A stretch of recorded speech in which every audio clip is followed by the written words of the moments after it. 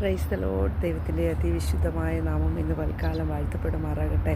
Shadrach മേശയ്ക്ക് അബേദ്നെഗോവിന് വേണ്ടി പ്രവർത്തിച്ച ദൈവത്തിൻ്റെ പരിശുദ്ധാത്മാവിൻ്റെ കരം ഇന്ന് പൽക്കാലം നിനക്ക് വേണ്ടി പ്രവർത്തിപ്പാൻ ശക്തനാ. നീ വിശ്വസിപ്പാൻ ഇന്ന് പൽക്കാലം ദൈവത്തിലൊന്ന് വിശ്വസിപ്പാൻ തയ്യാറാവോ? കർത്താവ് പ്രവർത്തിക്കുമെന്നേ. കർത്താവ് നിനക്ക് വേണ്ടി അത്ഭുതം ചെയ്യും. ദൈവത്തിനെ കൊണ്ട് കഴിയാത്ത എന്താ ഉള്ളത്? ഹല്ലേലൂയ. നീ ഒന്ന് ഉറച്ചു നിൽക്ക്.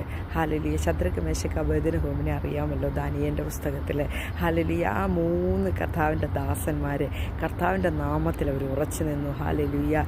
രാജാവ് അവരെ തീച്ചൂളയിൽ ഇട്ട് കളഞ്ഞു. 7 മടങ്ങ് തീയുടെ കാഠിന്യം കൂട്ടി തീയിലെറിഞ്ഞു കളഞ്ഞു. എന്നാൽ 4-മനായി അവിടെ വെളിപ്പെട്ടൊരു ദൈവമുണ്ട്, സർവശക്തനായ കർത്താവ്.